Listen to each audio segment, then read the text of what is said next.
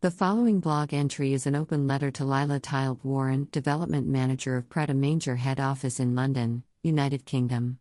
This blog post is also converted into an automated voice reading.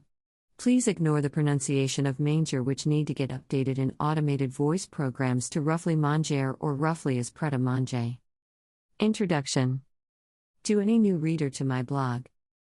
My below letter is to a development manager from Pret A Manger's HQ who is used by Pret's toxic HR department to gaslight me. My full story with Pret is at the very bottom in an interview on the audio player. In a nutshell, I was targeted and bullied during traumatic bereavement by higher-up managers under the watchful eye of Pret's HR department. After the first year of bereavement and the bullying and HR not helping me, I didn't know at the time that HR was heavily involved. I wrote an email to then CEO Clive Slee, and only then did some support start, like Pret paying for some counseling sessions. But the bullying continued, this time in more subtle forms which I explain in detail in the audio player below.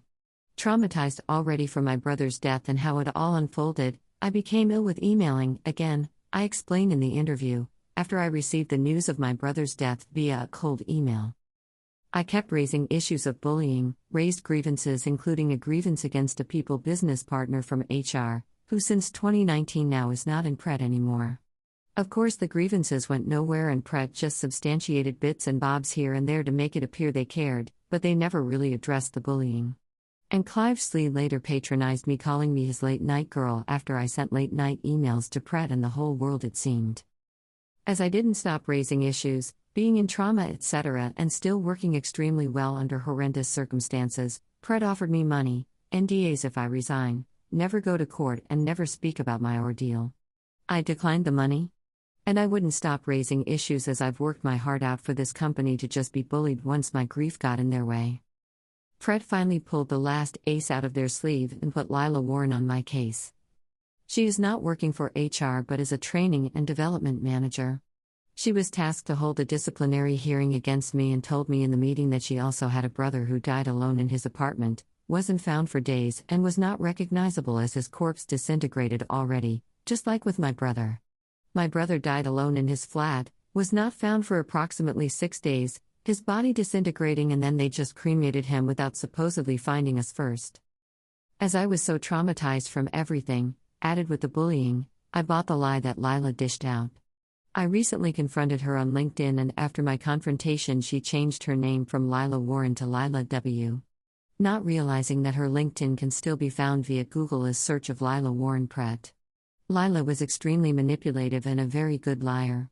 She's also a NLP practitioner, a hypnotherapist and now a psychotherapist. I'm still recovering, not knowing if I can ever even trust my own gut anymore. But I share all this to show how utterly perverse and corrupt Pret A Manger is that got away with 2 customers having died, with their smiley and happy facade. The public still believe Pret is an ethical and caring company. They need to believe what they want to believe. A quote by Friedrich Nietzsche, sometimes people don't want to hear the truth because they don't want their illusions destroyed. End of quote. My full story will make a little more sense after hearing my interview. And this is my final letter to Lila, which I sent to her on LinkedIn after I did extensive research if her dead brother Zine actually existed. My open letter to Lila Warren. Dear Lila, I hope you are well during this pandemic. I'm still alive and physically well, although mentally ruined and broken after what I went through with my brother's death and what Pret put me through, including you gaslighting me. As you may know, I wrote several articles about what you have done. But in case you missed it, here are 2 of several posts. Counselor Lila Warren and Counseling with Lila Warren. There is a reason why I gave both posts similar titles. Both more or less saying the same thing about your brother Zine, and what you have done and allowed Pret to do via you. For 2 years now I've been writing, blogging, tweeting about my trauma.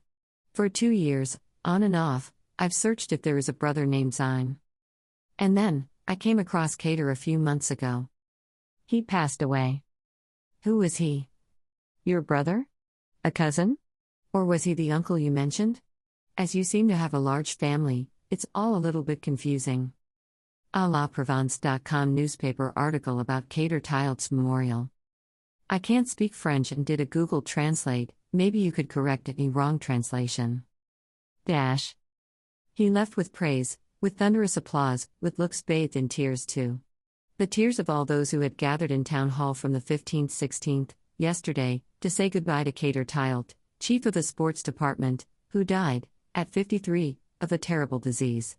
The elected officials were there, from left and right: Sammy Agali, Patrick Menuzzi, Daniel Sperling, Nora Preziosi, Jean-Marc Coppola, Henri Gibril, Clement Yana, Jean-Marc Cortegiani, the representative of the prefect also, of the Algerian consul. Kader belonged to the 15th-16th family, but he was not from any chapel, subservient to any party, except that of the Republic. His open, tolerant and always humorous speech had allowed him to gather among elected officials and at the bistro. Kader was an all-terrain personality. That is why there were 300 of them crowding in the garden of Villa Le Plan, where the elected officials rubbed shoulders with athletes, everyday friends and family, of course. A minute of silence launched the tribute ceremony, which was followed by the hymn, symbol of this republic which he defended as a treasure. His young son Ferris recalled him in a speech full of courage, dignity and emotion. He was a great man who was going to leave an immense void. We can be proud of the fight he fought. Sammy Agali, with whom Tighilt worked, portrayed a man who, beyond ideas, will have marked the town hall with his personality. Your voice, which surprised us at the Bar des Bons Vivants or at the Regali, will be greatly missed. Nearly an hour of sincere tribute to a man who has spent a too short life cultivating friendship. And to make the young disadvantaged in the northern district smile. Tighilt was buried in the Vaudran cemetery, abandoning loved ones torn apart by grief, who nevertheless know that his image and his spirit will remain present in Saint Louis, La Viste, at the Bar des Bons Vivants and in the town hall of the sector. Where, without Kader, life will not be quite as before. Dash. End of translation. Kader was a prominent figure in Marseille, where you're from. And an English article about Tighilt, https://www.smithsonianmag.com/travel/Marseille ethnic bouillabaisse 180191988. And a tweet about a tribute after his death, from the French translated into English, quote, Tighilt, a Republican tribute organized by the Town Hall of the 15th and 16th of Marseille, end of quote. Link. Lila, remember the picture you had on your Pret work phone? You had no picture whatsoever on your private phone number, which is now your counseling number, the painted picture of which you said is a self-portrait by your brother Zine, whom you said died in his apartment and wasn't found for days, just like my brother. I found the painted picture on Facebook profile of Samir Tighilt, who has this black and white photo of Tighilt on it. Is Samir another brother? I can't find Zine, though. Facebook profile. And not to be mistaken for another Tighilt family, you, your brother Murad and your husband/family Warren show up on Samir Tighilt's friend list. There is no Zine to be found, though. I searched for Zine Tighilt and after many Facebook profiles and articles found Tighilt. You had a painted self-portrait of your brother Zine on your work phone, but no picture whatsoever on your private phone. I always wondered about this, why you had no photo or picture on your private phone, but a personal picture, Zine self-portrait, on your work phone. Well, I think it's clear now why. How confused your family would have been if you had that same picture on your private phone avatar. I believed you that you had a brother who died similarly to how my brother died. You were very convincing. As I wrote already in the other posts, that you are either a very good liar because of the way you described everything regarding death and your brother's body, which I know from my brother's death. If you lied, that makes you a bad person. But if this is true, that you indeed had a brother named Zine who died alone in his apartment and wasn't found for days, like my brother, then this makes you even worse than a bad person. I'm still looking for a word to describe how this feels, what Pret has done, and what you have done. I can't find a word to describe this. The only word I can find is perversion. It is perverse what you have done, claiming that you had a brother who died alone in his apartment and was not found for days, just like my brother. How perverse is a lie like this? Maybe Kader's middle name is Zine? But also looking at the date when Kader died and the date you gave me about Zine's death, the dates don't match. It's all very confusing, isn't it? But it all makes sense in hindsight with your education and being a hypnotherapist, NLP practitioner and now psychotherapist. You apply psychology the wrong way. You use psychology to manipulate, gaslight, and plainly abuse because you couldn't stand up to Pret. Link. And National Hypnotherapy Society. Link. I mean, it is quite something that Pret had to go through such length, and you to such abyss to get me out of the company. I wouldn't be surprised if you got a pay rise and are exempt from being made redundant. Was it worth though? People can Google your name and it will lead to my blog and other writings about what you have done. Anyone who wants to check out your counseling service will land on my blog. Was it worth it? Things always catch up with people, even in years to come.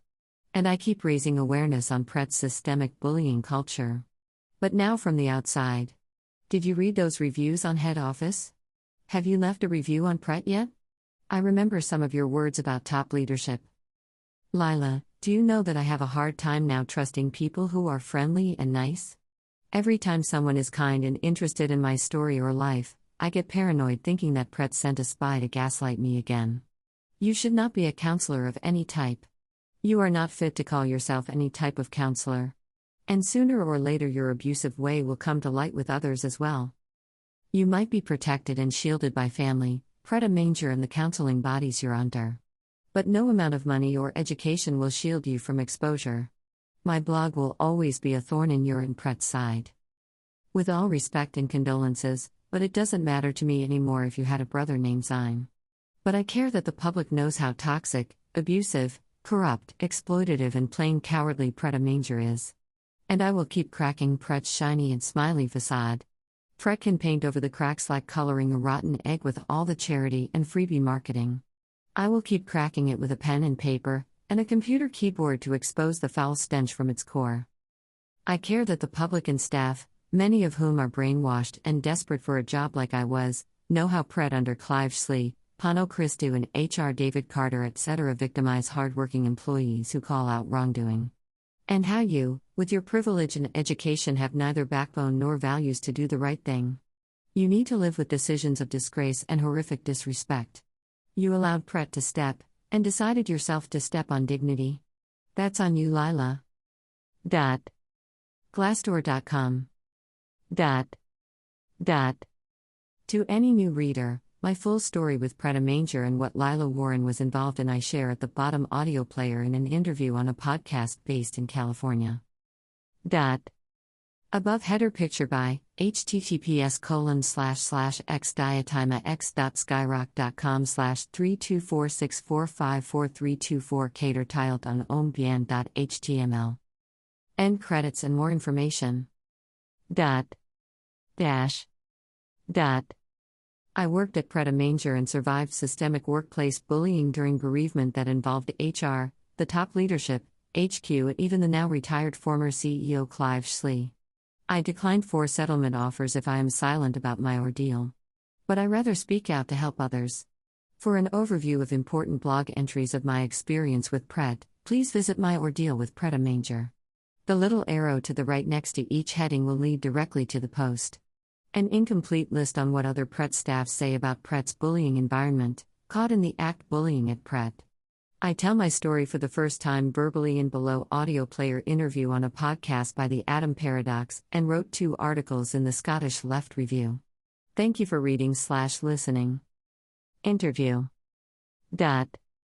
https://poetrasblock.files.wordpress.com/2018/05/workplace-bullying and interview 683101E6895.m4a.